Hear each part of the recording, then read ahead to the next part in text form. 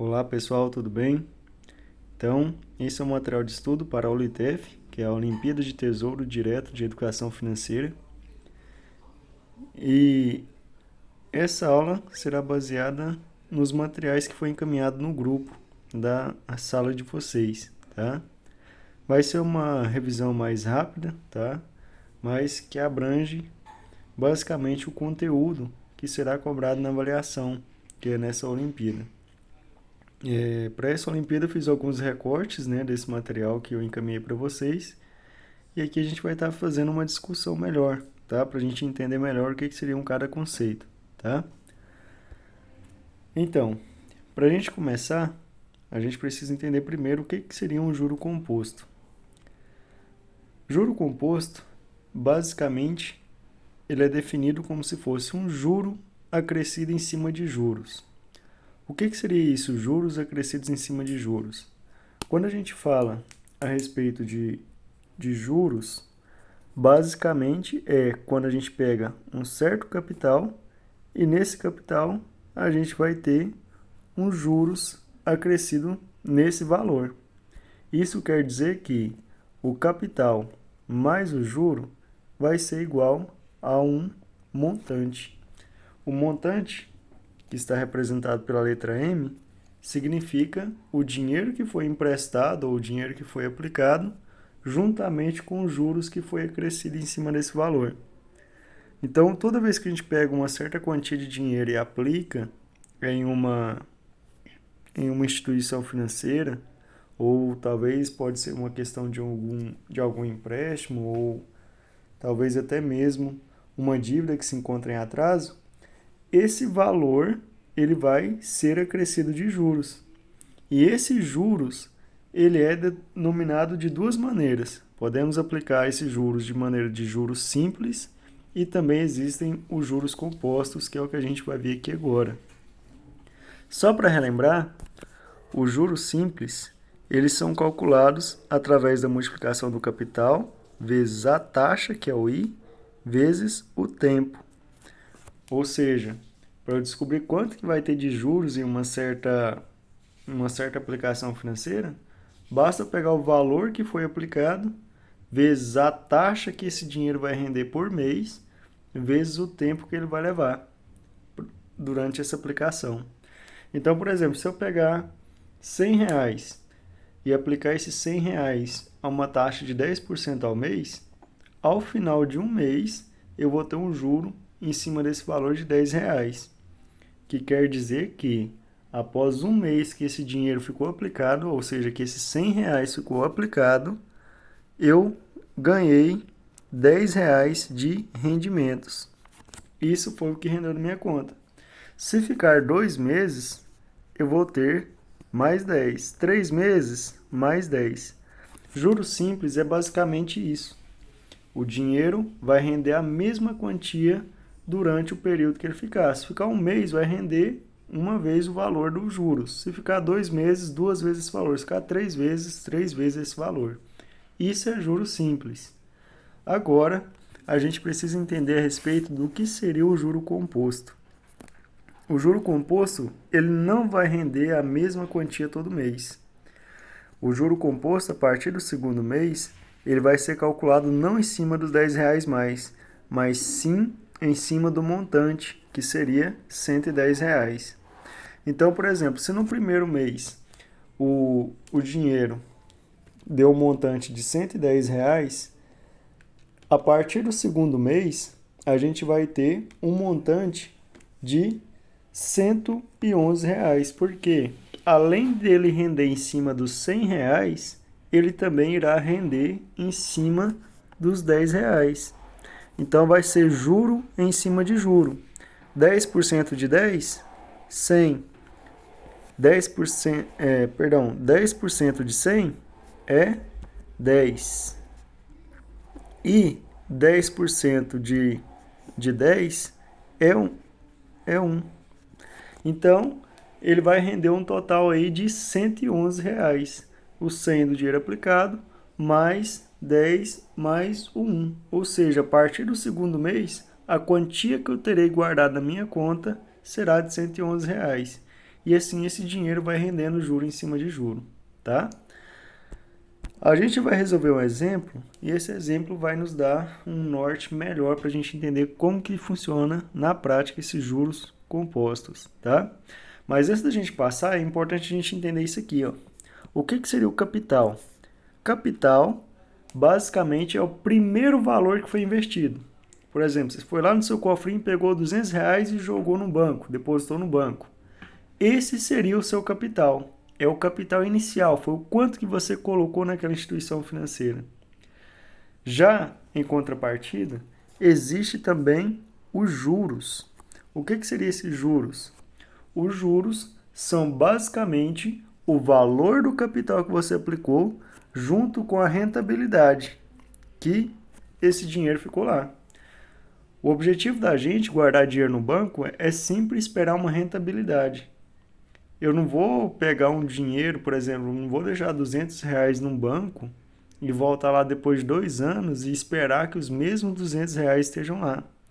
Eu espero que após esse período eu chegue no banco e encontre os meus R$ 200 mais a uma quantia que ele rendeu devido a eu ter deixado esse dinheiro guardado. Então, o objetivo desses depósitos de aplicações financeiras é sempre esperando uma rentabilidade, esperando um retorno.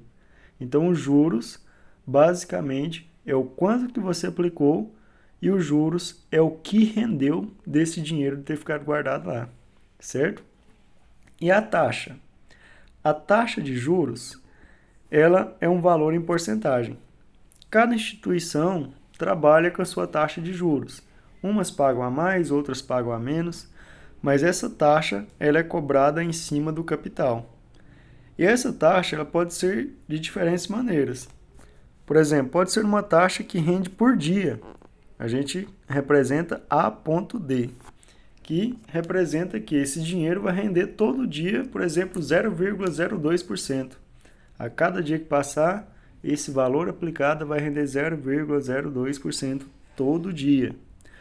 Pode ser também uma taxa ao mês, ou seja, a cada mês que meu dinheirinho ficar guardado lá no banco, ele vai render uma certa quantia, né? Um valor em porcentagem.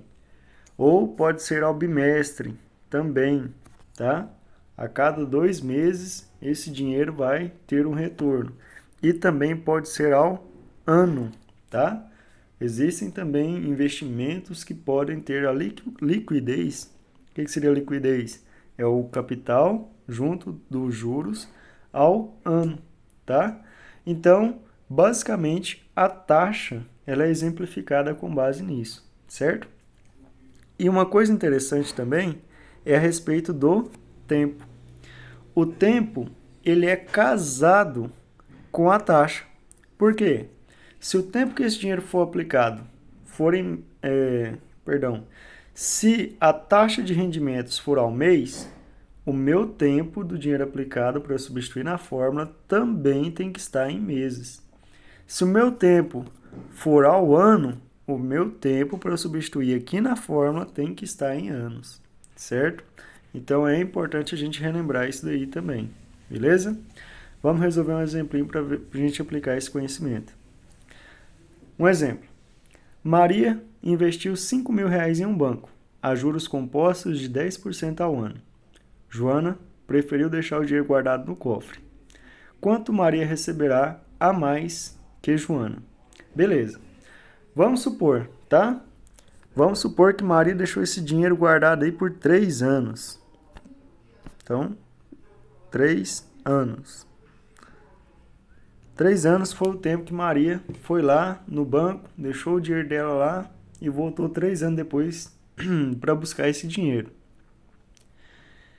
E aí, em contrapartida, a Joana pegou os mesmos 5.000, chuchou dentro do cofre dela, trancou e deixou lá guardado. O dinheiro de Maria, por estar dentro do banco, está rendendo uma porcentagem. E essa porcentagem que ele está rendendo, que é 10% ao ano, é calculada em juros compostos, tá? Que é juros acrescido em cima de juros e do capital. Já o da Maria está lá no cofre, 5.000 ficou, 3 anos depois, 5.000 terá lá dentro desse banco. desse cofre, né? E aí a pergunta é: quanto que Maria tem a mais que Joana? Quanto que ela vai receber a mais que Joana do que por ter investido esse dinheiro no banco? Para isso, a gente vai usar a seguinte fórmula. A fórmula do juros simples, igual a gente viu na página anterior. Montante é igual a capital, que multiplica 1 mais a taxa elevada ao tempo. É importante vocês memorizarem essa fórmula, tá? Então, a fórmula diz que montante é igual capital, que multiplica 1 mais a taxa elevado ao tempo. Devido à questão do espaço, eu não vou conseguir fazer muitas contas à mão aqui, tá? Mas eu vou explicar a metodologia que a gente vai utilizar. O que seria o montante?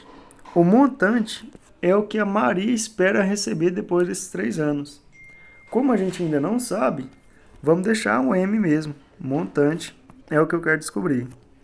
Já o capital. Capital é justamente o quanto que a Maria investiu. Maria investiu 5 mil reais. Então, 5 mil foi justamente o capital. Multiplica 1 mais a taxa.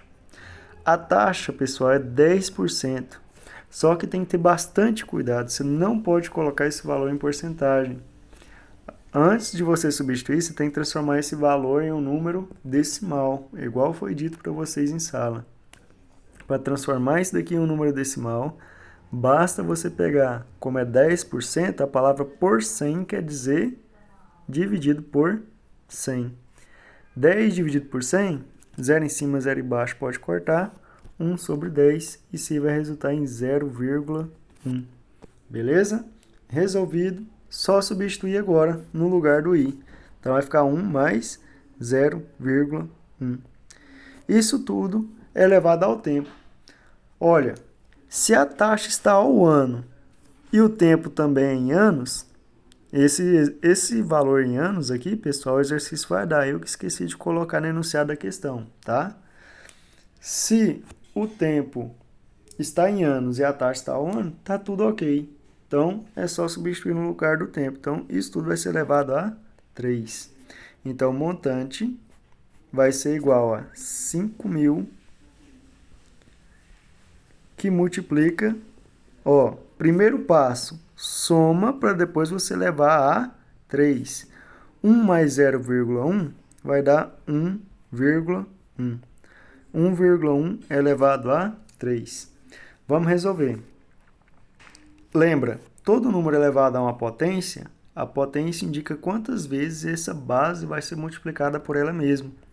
Então, se eu tenho 1,1 elevado a 3, quer dizer que eu vou fazer não 1,1 vezes 3, mas sim 1,1 vezes 1,1 vezes 1,1. 3 vezes, tá?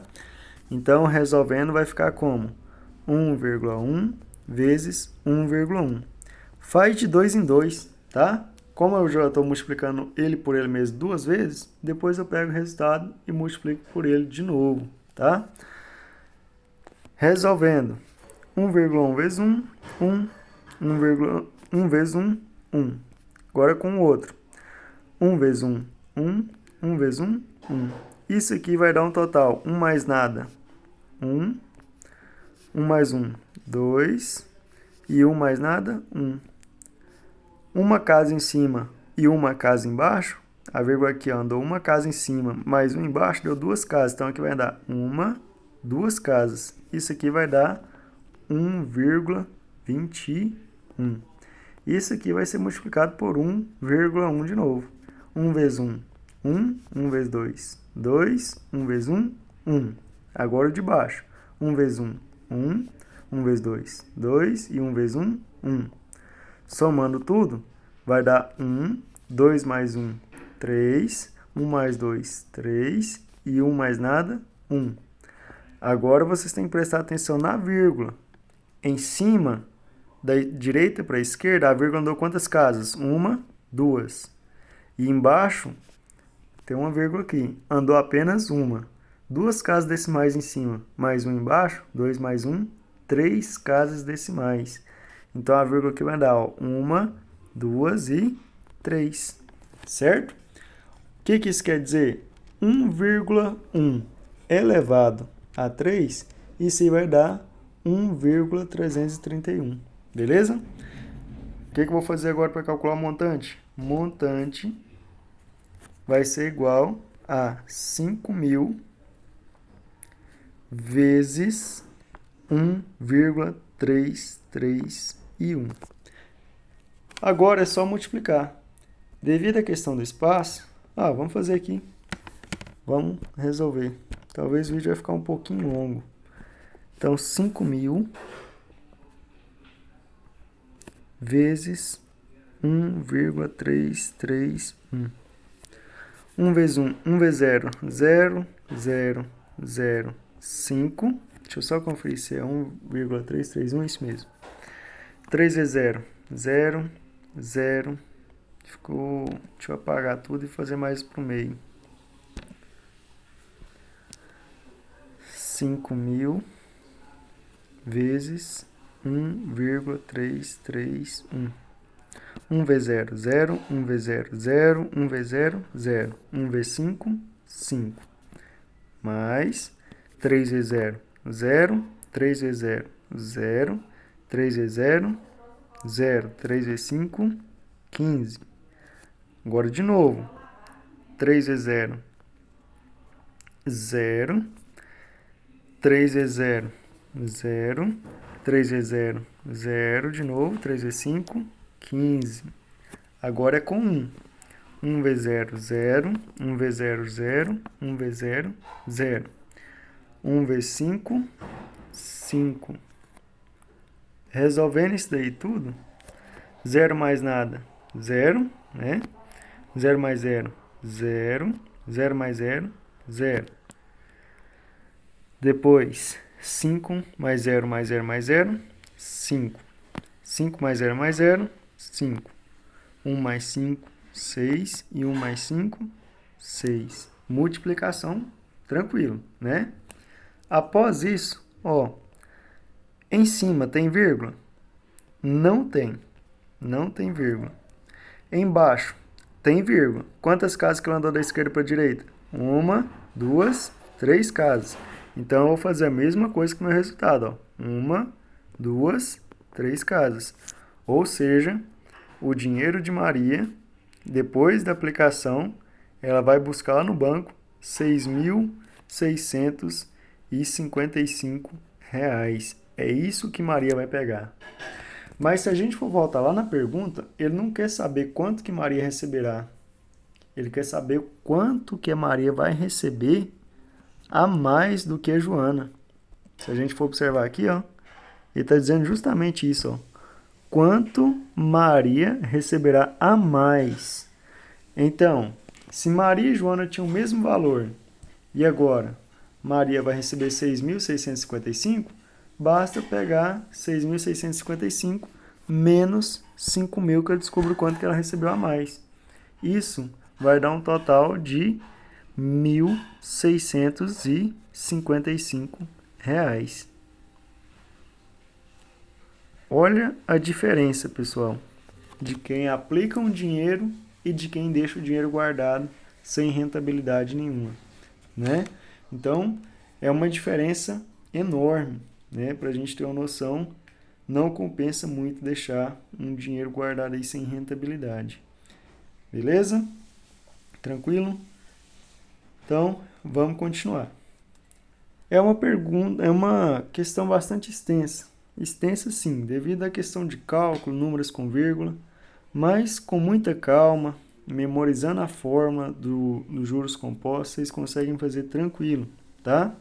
Lembrem sempre, pessoal, toda vez, se eu for comparar duas aplicações, uma aplicação em juros simples e outra aplicação em juros compostos, por exemplo, se eu deixar R$100 a juros simples durante 10 meses, isso a juros simples, né? E se eu deixar R$100 a juros compostos também a 10 meses, o de juros compostos sempre vai dar mais dinheiro, tá? Lembra, juros compostos sempre dá mais dinheiro, sempre gera mais valor no montante, beleza? Então, vamos continuar. Agora, a gente precisa entender alguns conceitos da matemática financeira. São conceitos, pessoal, relacionados ao mercado, tá? Ao mercado, às instituições financeiras e também à nossa vida pessoal.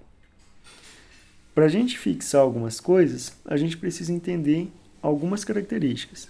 Primeiro, antes de tudo, a gente tem que entender o que seria rendimentos.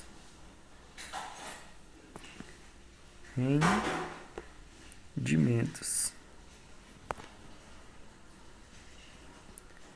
Rendimentos seria basicamente o quanto que a gente recebe, tá?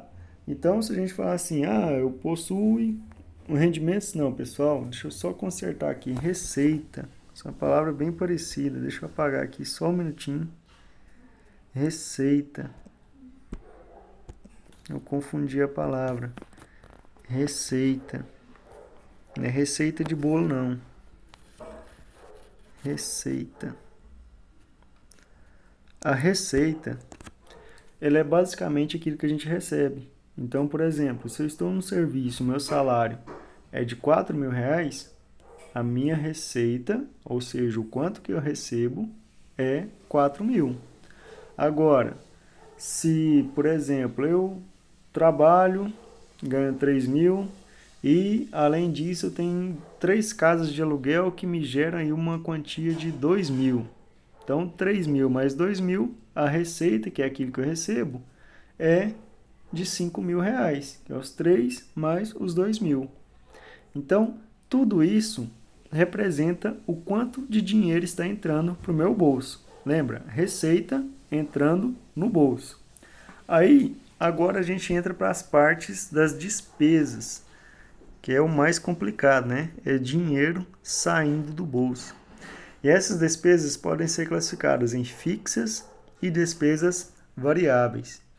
O que são despesas fixas? Despesas fixas são aquelas que todo mês você tem que pagar e ela não muda o valor. Um exemplo que a gente pode citar, um aluguel.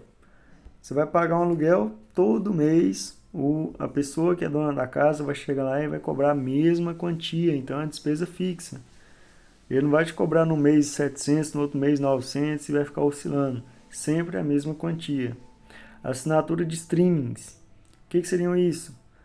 Um Spotify, uma Netflix ou uma outra assinatura que você faz, um YouTube Premium.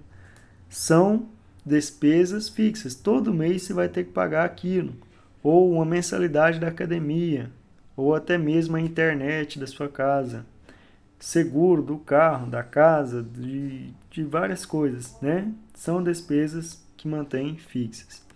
Já as despesas variáveis, o que seria uma despesa variável? Esse mês eu gasto uma certa quantia, no outro mês eu gasto uma quantia diferente. Por exemplo, alimentação. Nem sempre você vai gastar a mesma quantia de dinheiro com alimentação. Pode acontecer de os produtos do mercado, você pode comprar até os mesmos produtos todo mês, mas eles podem sofrer um aumento de preço devido à inflação, pode sofrer um aumento de preço devido ao aumento do combustível, né? Devido ao transporte, esse produto acaba aumentando o preço na prateleira do mercado. A água, pode acontecer que algum mês você gaste mais água que outros, né? A luz, mês de calor, você começa a usar um ar-condicionado, um ventilador, uma coisa assim, você vai gastar mais. Tempo de lazer, às vezes você está de férias, pegou uma folga ali, um feriado, alguma coisa, quer fazer uma viagem, então você vai gastar mais em alguns meses e outros nem tanto. E transporte. Tudo isso são despesas que não têm um valor contínuo, não é a mesma coisa que você vai pagar todo mês. Então, relembrando, só fixando, despesas fixas são despesas que todo mês você paga o mesmo valor. Despesas variáveis são despesas que não têm um valor fixo, certo? Vamos para a próxima. Vamos fazer um exemplinho aqui. João, possui uma receita de R$ 4.000. Relembrando, o que seria uma receita? Receita basicamente é o quanto que esse cara recebe, né? E ele tem os seguintes gastos. Primeiro, ele gasta com as despesas fixas. Ele paga aluguel, paga a prestação do carro e paga água e luz. Essas despesas não tem como ele fugir, beleza? Eu coloquei errado aqui, água e luz, era para ter ficado no outro. Mas vamos considerar como se essa água e luz ficou uma despesa fixa, certo? Vamos supor que ele mora num condomínio e esse valor é fixo lá, por exemplo, tá? Despesas variáveis. O que seria uma despesa variável? É uma coisa que varia, tá? Mercado, combustível, lazer, tá? E aí vem as perguntas. Determine quanto ele gasta com as despesas fixas e as variáveis. Então são duas perguntas. Eu quero saber quanto que ele vai gastar no total disso daqui e o quanto que ele vai gastar no total das despesas variáveis. Para isso, basicamente é só somar. Então, 500 mais 800 vai dar 1.300. 1.300 mais 450, já posso dizer que a minha despesa fixa vai ser igual a 1.750. Essas são as despesas fixas. Agora vamos para as variáveis. Para as despesas variáveis vai ficar como? Ele gasta R$800 de mercado mais R$400 de combustível mais 350 de lazer. 800 mais 400, 1.200. 1.200 mais 350, 1.550. Ok? Então a despesa dele está meio tabelada, certo? Não está tão discrepante uma da outra. Essa é a primeira pergunta, letra A. Vamos para a próxima. Qual é a despesa total? Para eu saber a despesa total, vou somar fixa junto com a variável. Então, 1.750 mais 1.550. Então, somando aí, 1.750 mais 1.550. 0 mais 0, 0. 5 mais 5, 10, vai 1. 7 mais 5, 12, com 1, 13. E 1 mais, vai 1. 1 mais 1 mais 1, 3. Ou seja, ele gasta no total aí por mês R$3.300. Beleza? Essa é a letra B. Vamos para a letra C. A despesa dele corresponde a quantos por cento da receita dele? Questãozinha de porcentagem. De boa, galera. Facinho da gente resolver isso aí. O que a gente vai fazer? Eu quero saber o quanto que é as despesas deles. Qual que é a despesa dele? 3.300. Mas eu quero saber quantos por cento esse valor corresponde do quanto que ele recebe. Para isso, o que a gente vai fazer? Lembra da regrinha de porcentagem que foi ensinada há umas 2 semanas atrás. Ó, primeiro, você pega o valor que você quer representar, no caso seria 3.300, e divide pelo total. Quanto que ele recebe? 4.000. E aí eu consigo descobrir a porcentagem do quanto que a despesa dele consome do salário dele. Para facilitar a nossa vida, 0 em cima, 0 embaixo, você pode cortar, ó. Aqui, ó, tchai, aqui, ó, tomo, na verdade. Cortou. Vai ficar o quê? 33 dividido por 40. Só que 33 é menor que 40. Para isso, eu preciso colocar um 0 e uma vírgula e acrescentar um 0. Agora eu consigo resolver, certo? Então, toda vez que seu numerador for menor que o denominador, ou divisor for menor que o dividendo, você acrescenta o 0, uma vírgula, e acrescenta um 0, que você vai conseguir resolver tranquilamente, certo? Agora eu preciso procurar um número que eu vou multiplicar por 40, que vai dar próximo de 330. Vamos lembrar. 8 vezes 4 vai dar 32. Quer dizer que 8 vezes 40 vai dar 320. Por quê? Se 8 vezes 4 é 32, 8 vezes 40 320. Sobra resto? 10. Ó, 10 é menor que 40. Para isso, eu vou acrescentar mais um 0. Vai dar por 2, que vai dar 80. E vai sobrar resto 20. Acrescento mais um 0. Então, ficou 200. Que nunca eu multiplico por 40, que vai dar 200. Vai dar por 5. Porque 5 vezes 4 é 20. Então, 5 vezes 40, 200. Então, menos 200. E aí sobra o resto, 0. Tá meio sem espaço aqui. Certo? Beleza. Então, quer dizer que essa despesa corresponde a 0,825 do salário dele?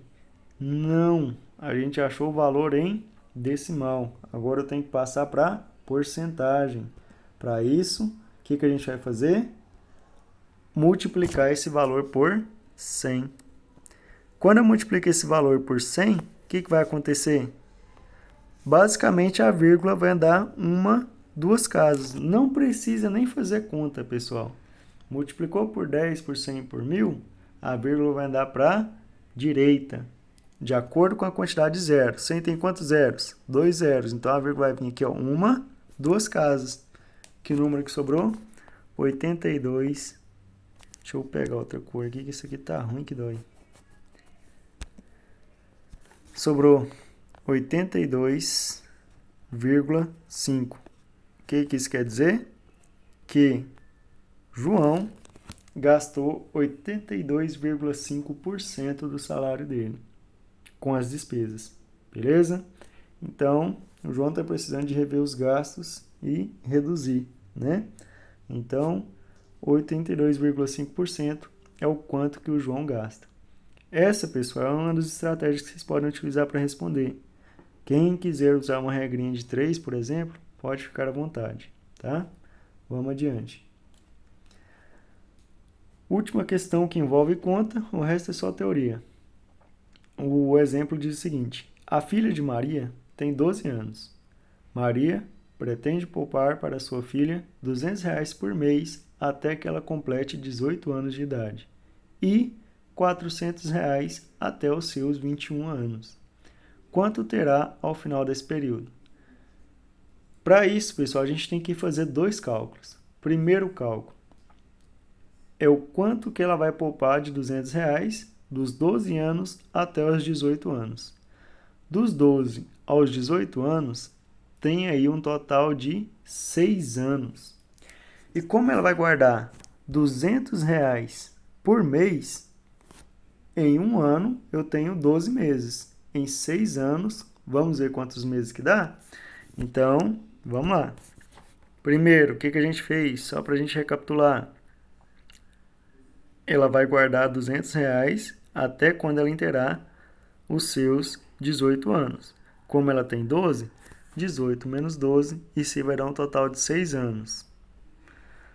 Como cada ano tem 12 meses, então vou pegar 12 vezes 6.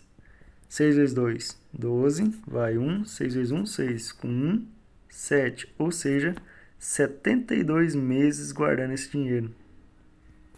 Muito tempo, né? 72 meses guardando esse dinheiro.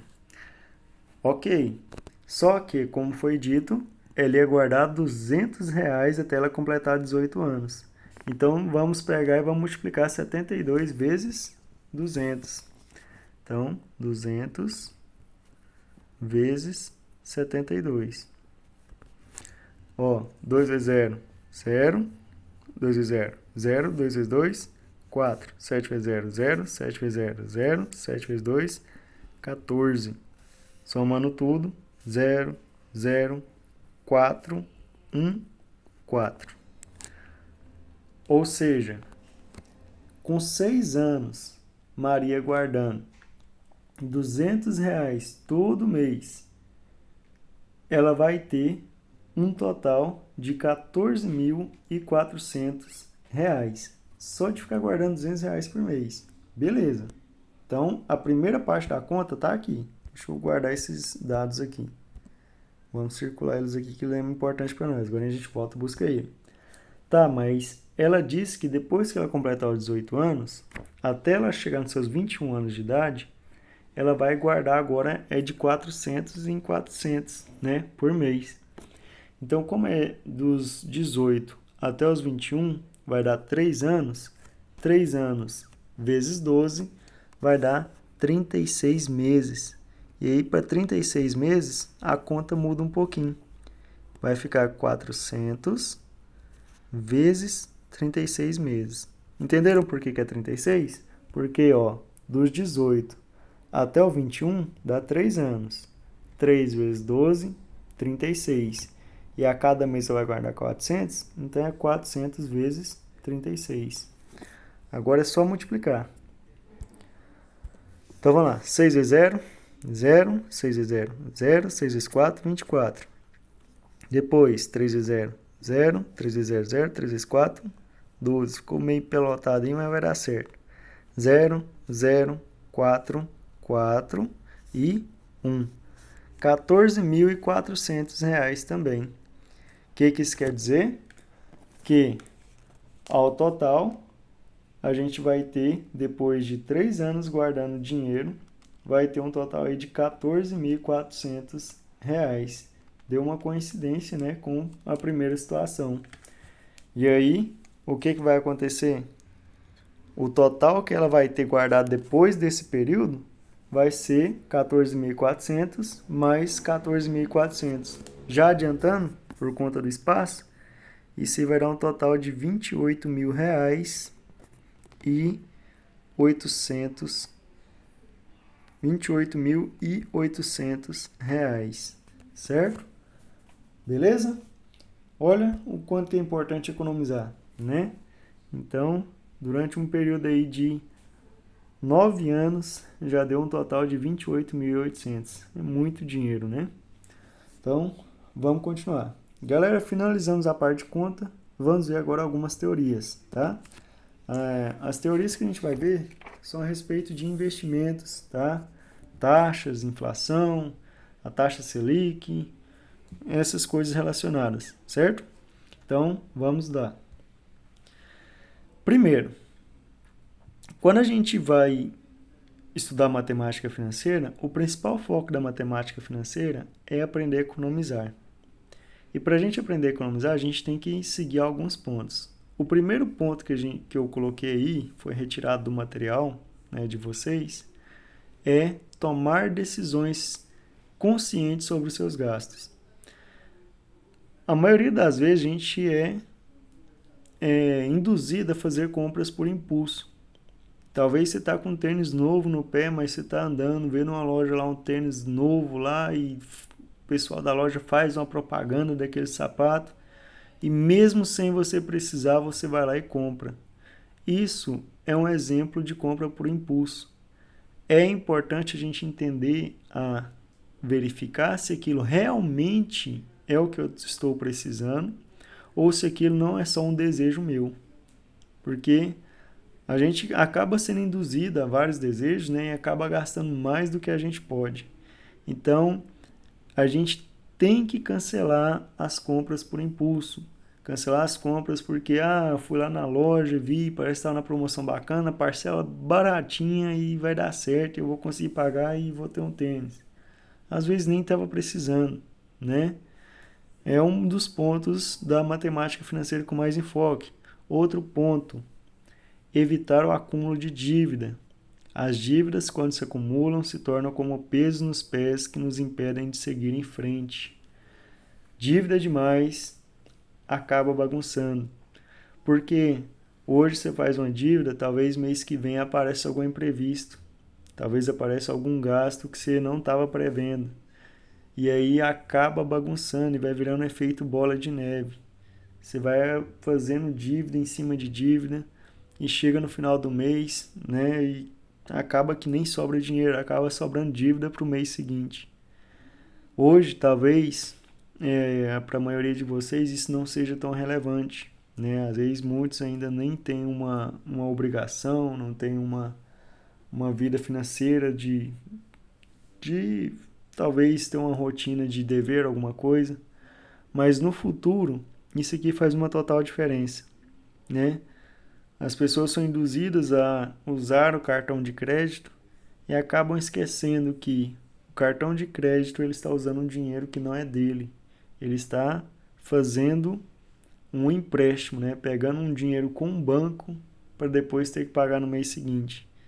E, se não tomar cuidado, vira um acúmulo de dívidas e acaba se tornando esse fardo, né? Depois, alcançar os objetivos e realizar conquistas financeiras. Seja juntar dinheiro para comprar um celular novo, uma viagem ou até mesmo a tão sonhada faculdade. Ter um plano financeiro torna tudo mais fácil. Quer dizer que, então se eu tenho que economizar, eu vou largar de mão de consumir tudo. Não é assim que funciona. Você pode ter um planejamento. Você pode pegar e planejar e executar. Não quer dizer que eu não tenho dinheiro para comprar naquele momento que eu vou largar de mão. Você pode fazer um planejamento. Eu preciso trocar de celular, mas antes de trocar de celular eu vou fazer uma reserva para eu conseguir chegar lá e comprar aquele celular à vista e eu vou conseguir um desconto bom. Por que que acontece isso? Muitas vezes a pessoa chega lá, vai comprar um celular, por exemplo, e olha lá, não, essas parcelas são baratinhas. Parcelas de R$ 200, pouca coisa. Mas esquece que são parcelas de talvez 12, 15, até 24 vezes, né? Então, às vezes a gente fica induzido por uma parcela pequena, mas se a gente for olhar, os juros por trás daquelas parcelas superam em muito, né? Talvez com um valor à vista você conseguiria um desconto bem expressivo, né? E um outro ponto que eu acrescentei é a gente ter uma noção de ganhos versus gastos. Já ouviu falar naquele ditado que a pessoa gasta mais do que ganha? É justamente esse ponto.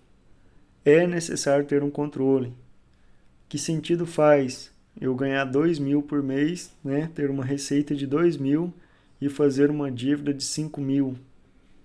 Sai muito fora da rota, né? Aonde vai tirar dinheiro para pagar essa dívida? Então a gente tem que ter uma noção o quanto que ganha e o quanto que a gente gasta. Se não tiver um controle entre essas duas coisas, gera um conflito, tá? Depois, uma outra coisa interessante, vale a pena comprar com parcelas pequenas? É o que eu acabei de dizer. Muitas das vezes a gente acaba sendo induzido pelo valor pequeno da parcela. Mas pega uma calculadora, faz uma conta lá para você ter uma noção.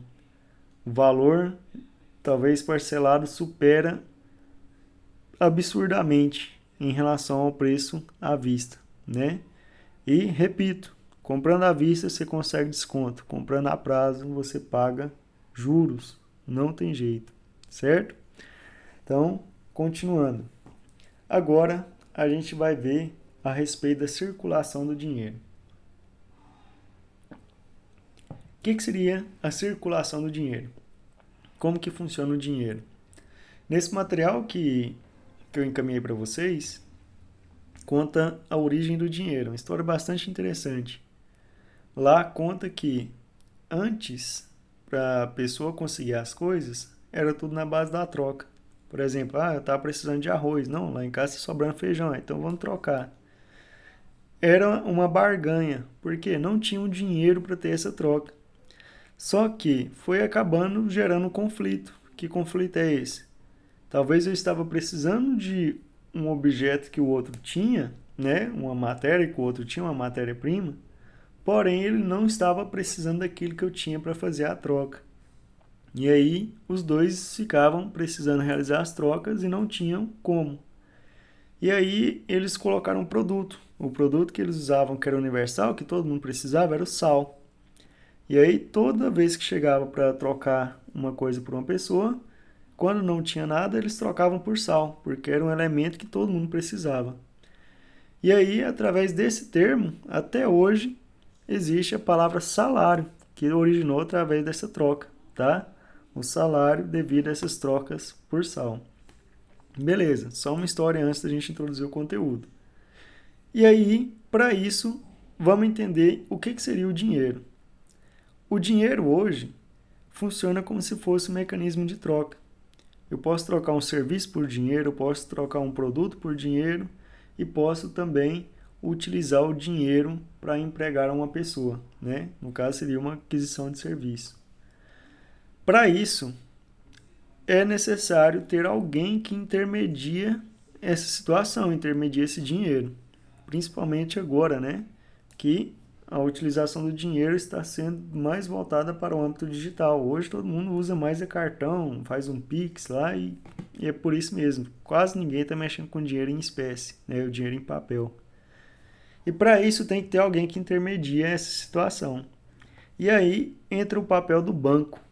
Qual que é a função do banco? O banco ele tem a função de garantir a circulação do dinheiro na sociedade. Tá, mas como assim? Então quer dizer que o banco vai sair distribuindo dinheiro aí igual o Silvio Santos? Não, não é assim que vai acontecer. O que vai acontecer?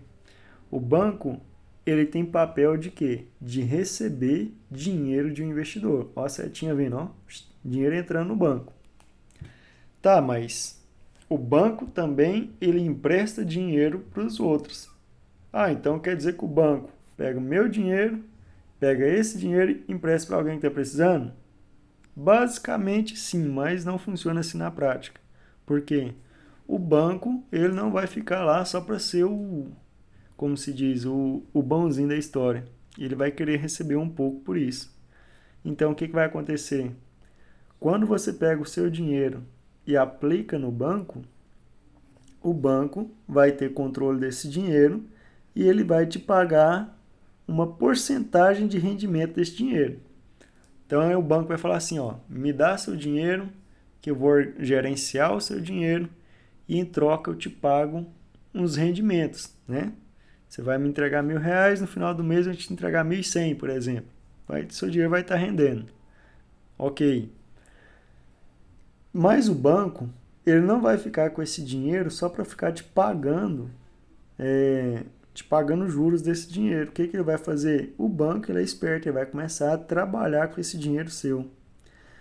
Assim como tem pessoas que têm dinheiro para depositar no banco, tem pessoas que têm a necessidade de ir no banco buscar dinheiro.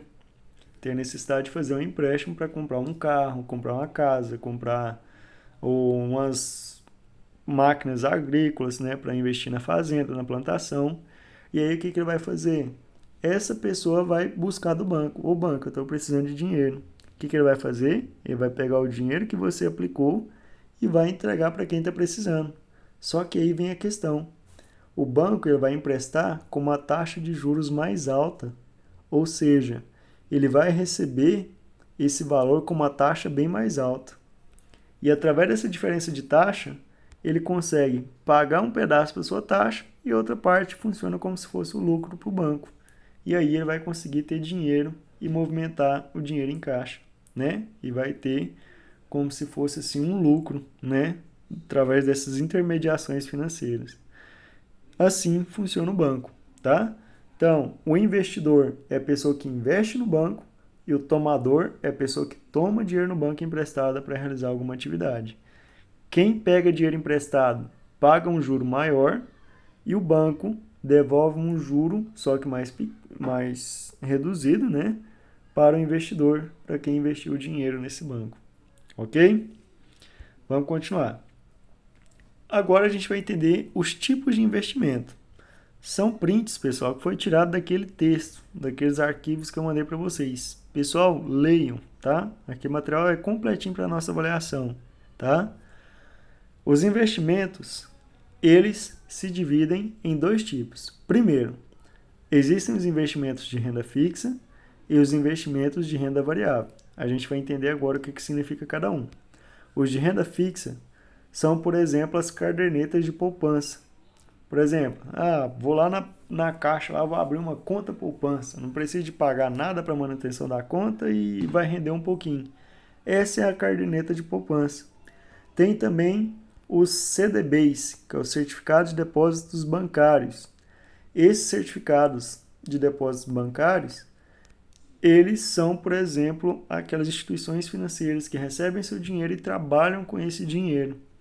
E esses CDBs, eles são fixados de acordo com uma taxa Selic, tá? Então, eles rendem mais que a poupança, beleza? E tem também os RCDs, que são os recibos de depósitos em cooperativas. Tá, o que seria? é basicamente a mesma coisa que o CDB, só que o CDB ele é aplicado no banco e os RCD são aplicados nas cooperativas de crédito. O que seria uma cooperativa? Por exemplo, aqui na nossa cidade a gente tem o Sicredi e o Sicob. São cooperativas. O que são cooperativas? São conjuntos de pessoas que, tipo uma sociedade dentro do banco, tá? São pessoas que investem dinheiro nesse banco. Beleza? E tem também os títulos públicos de tesouro direto. Esses títulos públicos, pessoal, qualquer pessoa pode investir. E tem investimentos a partir de R$ 30. Então, como está dizendo aqui, ó, investir nesses produtos facilmente pelo seu banco, cooperativa de crédito ou corretora. No Tesouro Direto, inclusive, há títulos pensados para quem quer juntar dinheiro para pagar uma faculdade, para quem quer ter uma renda extra na aposentadoria, e você pode investir a partir de R$ 30. Então, são investimentos. São, inclusive, pessoal, destaca isso aqui, ó. Os tesouros diretos são um dos investimentos mais seguros que existem, tá? No Brasil hoje. O Tesouro Direto, que é o CDBs e os RCDs, né? É os recibos de depósitos em cooperativas, que é o RCD, eles são os mais seguros, tá? Investir nesses títulos, você não tem, por exemplo, assim, um risco tão grande de tomar um calote do banco. Por exemplo, vou aplicar o dinheiro, o banco vai quebrar e vou perder o dinheiro tudo. Agora eu vou citar a garantia que esse recurso te dá também. Então, além dos investimentos em renda fixa, que são tudo isso que eu acabei de citar para vocês, existem os investimentos em renda variável. Então, eles funcionam de forma um pouco diferente. As pessoas podem comprar, por exemplo, pedacinhos de empresas, imóveis e até fazendas por meio de ações dessas empresas. Podem comprar também cotas de fundos imobiliários, que é o F2, e fundos do agronegócio, que é o FIAGRO, e se tornarem sócios. Quando as empresas têm lucro, os sócios recebem uma parte através dos dividendos. E assim como na renda fixa, dá para começar a investir com valores baixos. Ótimo. Renda fixa, você já sabe mais ou menos, né? Mais ou menos não, você já sabe a porcentagem que você vai receber daquele dinheiro. Já a renda variável, ela não funciona dessa maneira. O que vai acontecer? Você vai comprar uma ação da empresa, você vai comprar um pedacinho da empresa, né? Como ele está dizendo aí. E aí é o seguinte, você vai esperar. Se a empresa der lucro naquele período, opa, vou receber dinheiro de volta. Se a empresa tiver uma caída no fluxo do caixa, ou seja, perder vendas e começar a reduzir o capital dentro da empresa, todo mundo sai perdendo, tá? É interessante citar isso, porque eu mesmo comprei uma ação em uma loja, né? Algumas ações em uma loja, e o que aconteceu? Depois de um certo período, essa ação caiu. E aí o que acontece? Consequentemente, todo mundo que comprou a ação também perde dinheiro. Por exemplo, é a mesma coisa que você falar assim, quem quiser comprar um pedacinho da minha loja por R$ 200, pode comprar, beleza. Vou vender um pedaço da minha loja ou da minha empresa por R$ 200. E aí vou lá com 100 pessoas com R$ 200 e compro um pedaço da minha empresa. Pego esse dinheiro dessas pessoas e invisto na minha empresa. De repente o negócio dá errado. Minha empresa começa a perder vendas e vou perdendo funcionário e as coisas vão bagunçando. O que vai acontecer? As pessoas que compraram esse pedacinho da empresa por R$ 200 também irão perder, porque eu estou perdendo e a empresa também está perdendo. Então, os investimentos de renda variável são mais perigosos. Nem sempre eles vão dar lucros, podem acontecer de haver prejuízos, tá? E isso vai depender de cada situação, certo? Além de investir nas empresas, né, que são através das ações, as pessoas podem investir em fundos imobiliários. Os fundos imobiliários são através das empresas. Podem investir no agronegócio, né, que é o FIAGRO, né, e depois a gente vai ver uns outros tipos de investimentos. Beleza? Tá acabando a aula. Só aguenta aí que tá acabando. Vamos lá. Produtos de renda fixa. O risco ao investir só existe um. Qual que é o risco? Perder dinheiro.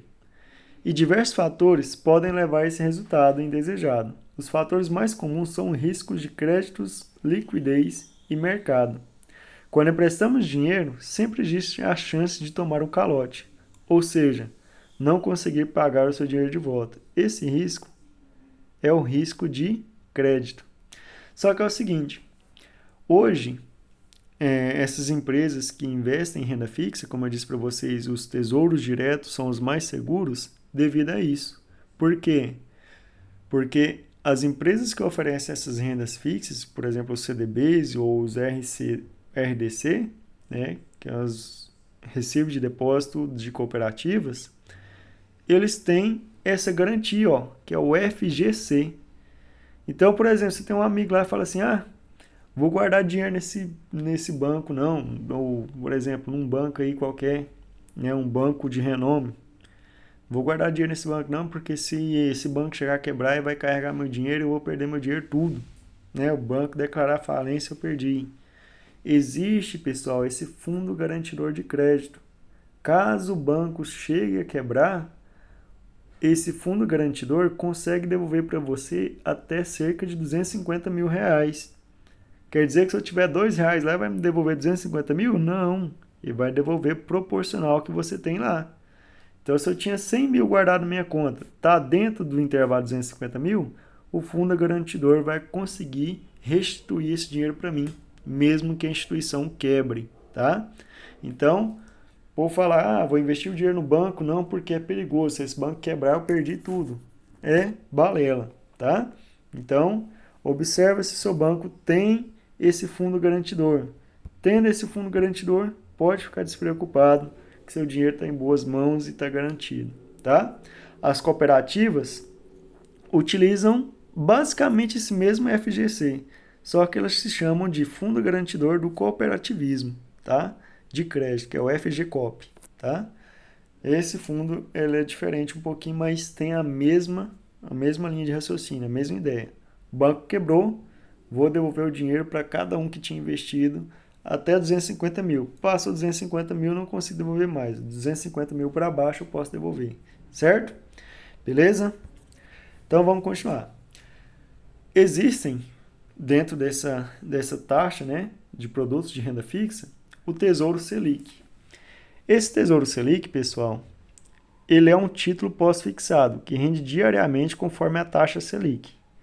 É importante destacar, pessoal, que essa taxa Selic, ela é um mecanismo que norteia as instituições financeiras do mercado, né, do Brasil no geral, dos bancos. Como que funciona essa taxa Selic? Essa taxa Selic ela trabalha em conjunto com a inflação. Essa taxa ela vai funcionar da seguinte maneira. Vamos supor, por exemplo, o Brasil está com a inflação alta. O que seria inflação alta? Uma inflação alta seria muito dinheiro circulando e pouco poder aquisitivo. Por exemplo, vamos supor que a gente está numa sala com 10 pessoas e cada pessoa está com R$1.000 em mãos e estão querendo comprar uma laranja. Devido todos terem o mesmo poder aquisitivo, aquela laranja vai valer uma grande quantidade de dinheiro porque todos têm o mesmo poder aquisitivo, então vai acabar valorizando aquele produto. Agora, vamos supor que as mesmas pessoas, só que uns têm R$5, outros têm 2, outros têm 10, outros têm 100. O que vai acontecer? Devido a essa diminuição do capital circulando, esse produto tende a reduzir o valor, tá? Então, o Tesouro Selic, ele baseia com base na inflação. Quanto mais dinheiro circulando, menos poder de aquisição. Por exemplo, eu vou comprar um produto, ele vai custar muito caro, ou seja, a inflação está alta. Vou comprar um pacote de arroz e está R$70. A inflação está alta. Tem muito dinheiro circulando, então vai ter que, para comprar esse pacote de arroz aqui, vai ter que dar muito dinheiro. O que eu vou fazer para baixar essa inflação? Eu vou aumentar a porcentagem da taxa Selic. Tá, mas eu aumentei a porcentagem da taxa Selic, o que vai acontecer? Para a pessoa pegar dinheiro no banco, emprestado, né, fazer um empréstimo, e vai ter que pagar uma porcentagem alta. E aí o que vai acontecer? As pessoas vão parar de pegar empréstimo. E aí a economia vai voltar a trilhar nos eixos novamente. Porque pessoas parando de pegar dinheiro, tomar dinheiro emprestado, consequentemente gera um equilíbrio, tá? As pessoas vão pretender investir dinheiro nas instituições e vão cada vez menos parar de tomar dinheiro dessas instituições, tá? Então a taxa Selic, ela é baseada com isso. E quem define a taxa Selic? Quem define a taxa Selic, pessoal, é o Copom, que é o Comitê de Políticas Monetárias, tá? Eles que vão definir. Eles vão fazer os cálculos lá, a cada 45 dias, né, eles se reúnem, o pessoal do Copom, e definem a taxa Selic. E através dessa taxa Selic, todos os bancos vão trabalhar bem próximo dessa taxa. Então, vai tipo regularizar os bancos, né, e garantir essa taxa, beleza? Então, quando a gente aplica nessa taxa Selic, é um dinheiro que você investe e você pode resgatar esse dinheiro em qualquer hora, tá? Depois temos os tesouros prefixados. É o título com retorno mais previsível, pois a taxa já é conhecida antecipadamente e não acompanha taxas flutuantes ou índices de inflação. Ideal para investimentos de médio prazo.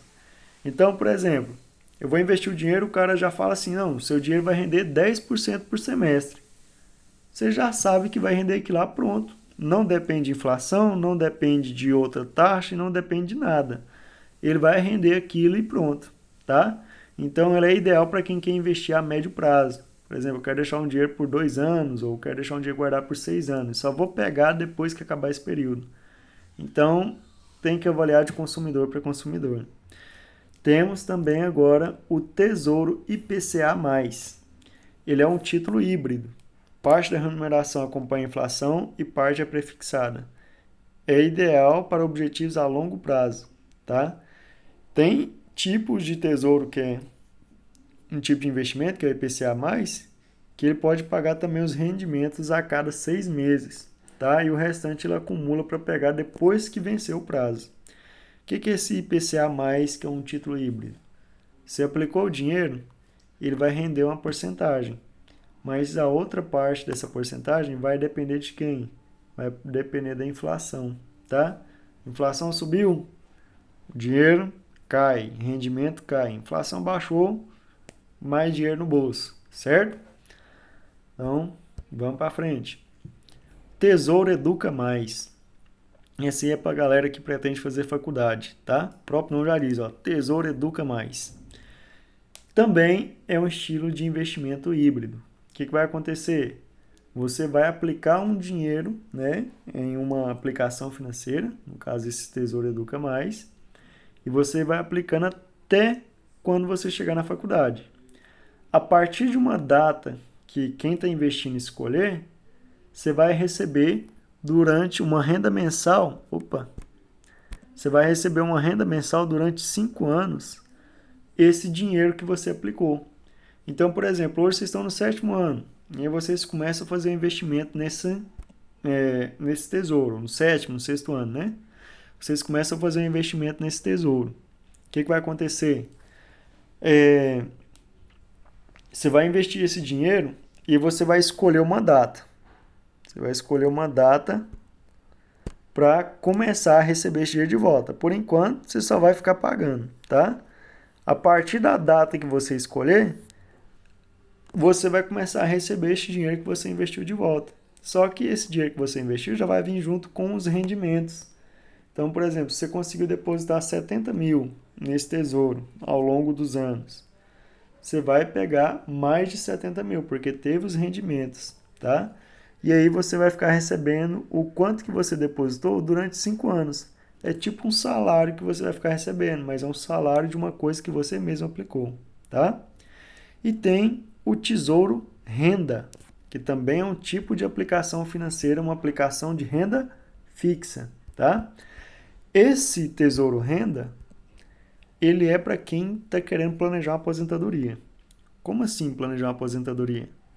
Vamos supor que você trabalha no serviço e vai estar contribuindo com o INSS e no final desse tempo, quando você inteirar a sua idade, você vai receber um salário por mês. Aí você pensa assim, nossa, mas um salário está muito pouco. Eu vou fazer uma previdência complementar. E aí você vem e aplica nesse Tesouro Renda Mais. Por quê? Ele é um tipo de investimento que você vai aplicando o seu dinheiro durante mensalmente e aí depois você vai receber esse dinheiro de volta 20 anos. Durante 20 anos você vai ficar 20 anos recebendo esse dinheiro de volta. Então é como se fosse uma aposentadoria a mais, tá? Você aplicou esse dinheiro e depois, quando você inteirar a idade, né, que receber a sua aposentadoria, você vai começar a receber esse dinheiro que você aplicou em forma de salários por 20 anos seguidos, tá? Então, além de você receber um salário do seu serviço, você ainda vai receber também o rendimento do dinheiro que você investiu, beleza? Tá acabando, galera. Vamos lá. A Ibovespa B3. O que acontece? O que seria essa Ibovespa B3? Essa, pessoal, ela é basicamente um termômetro do funcionamento das bolsas. O que seriam essas bolsas de valores? Para a gente entender melhor, as empresas elas começam a vender ações, né? Investindo títulos dentro da bolsa de valores. E quando essas empresas lançam títulos nessa bolsa de valores, as pessoas vão lá e vão comprar esses títulos. Só que, por exemplo, eu vou comprar um título do McDonald's, por exemplo. Comprei um título dele lá, que ele lançou lá por R$ 500. Passou 2 meses, esse título estava valendo só 200. E aí o que acontece? A Ibovespa vai falar assim, tem alguma coisa que está errado. Essas empresas estão lançando títulos e a cada vez mais esse valor está caindo. Então a Ibovespa entra com esse papel. Então ele vai fazer uma média que vai calcular como anda o desempenho das ações das maiores empresas, tá? Negociadas na B3. A B3 é uma instituição de bolsas de valores, tá? Então, algumas podem valorizar e outras desvalorizam. E aí o que eles vão fazer? Eles vão fazer uma média. É tipo como se fosse as médias da sua nota da escola. Então, eu vou fazer, subiu, depois caiu, subiu, caiu. Então, esse índice da Ibovespa, ele vai servir para fazer um termômetro de como que anda o mercado das ações. O Brasil está ruim, não tá sendo muito atrativo, né? As empresas grandes estão vendendo títulos, mas devido a essa queda não está sendo muito atrativo. Então a Ibovespa tem esse papel, tá? Para finalizar, né? Tá acabando aí, falta só mais 2 slides. A gente tem os fundos de investimento imobiliário, que é o F2, tá? FII, Fundo de Investimentos Imobiliários. O que seria isso? São investimentos em imóveis, né? Direta ou indiretamente em títulos de renda fixa, principalmente utilizados para financiar negócios imobiliários. Suas cotas são negociadas na B3. Qualquer pessoa pode investir recebendo parte do lucro dos fundos com aluguel e venda de imóveis, além de juros e lucros com os demais títulos. Tá? Então, fundos imobiliários são fundos que investem em imóveis. O que são imóveis? Uma fazenda, uma casa, né? Então, é um exemplo de imobiliário, é um fundo imobiliário. Eu vou investir nessa área. Depois eu vou vender esse imóvel. Se der lucro, eu ganho com isso. Se der prejuízo, eu perco também o dinheiro que eu investi. Ok? Tem também os FIAGROS. O que são FIAGROS? Fundo de investimento nas cadeias produtivas agroindustriais. É bem parecido, porém, investem em imóveis e títulos ligados ao agronegócio. Então, vou investir em uma lavoura. Vou pegar o meu dinheiro, vou investir numa lavoura, vou comprar um título de uma lavoura. A lavoura foi bem, consegui fazer a plantação lá, vendi a saca da soja e rendeu muito dinheiro, então vou receber uma parte desse título na minha conta. Então, lembra, fundo imobiliário, casas, prédios, essas coisas. Fundo de investimento são coisas ligadas ao agronegócio, né? Então, uma colhedeira ou uma roça, né? Tudo isso que envolve a agricultura, beleza? Finalizando, a gente tem aí os ETFs, que é o Exchange Traded Fund e fundo de índice, fundo de índice, né? São fundos com cotas negociadas na bolsa que investem nos mesmos ativos que fazem parte de um índice, como o Ibovespa B3, por exemplo, e tantos outros. É um fundo de investimento que pode ser comprado ou vendido como se fosse uma ação na B3. Então, tem a facilidade de uma única compra adquirir uma cesta de ativos. Um ETF é como comprar uma página cheia de figurinhas de vários jogadores, craques de futebol, em vez de comprar cada figurinha separadamente. Ela dá uma coleção diversificada, é mais barato e fácil de negociar. Entretanto, o valor pode aumentar e diminuir dependendo de como os jogadores estão jogando. Então, o que vai acontecer? Quem investe em ETFs, ele acaba comprando um conjunto, né, de títulos de investimentos. Só que, como ele compra esse conjunto grande, né, de uma pessoa que já estava investindo lá e compra esse conjunto dessa pessoa, pode acontecer que esse valor pode diminuir ou ele pode ter lucro ou prejuízo, tá? E são investimentos mais qualificados. E, para finalizar, os BDRs, né, que são os títulos negociados na B3, que são a Bolsa de Valor. Eles são recibos que equivalem a ações de empresas estrangeiras, cotas de ETF, né, e títulos de renda fixa negociados em bolsa de outros países, principalmente Estados Unidos. Nesse caso, seria como ter uma figurinha especial que representa um jogador famoso de outro país. Em vez de comprar a figurinha diretamente no país dele, você compra uma versão brasileira dessa figurinha, tá? E assim é possível investir em empresas estrangeiras usando a B3. Então, o que acontece? Estou aqui no Brasil, mas uma empresa lá nos Estados Unidos me chamou a atenção, então eu vou investir nessa BDRs, tá? Que vai me possibilitar um investimento em uma empresa no exterior, ok? Então, fim da nossa apresentação, uma boa prova a todos e fiquem com Deus.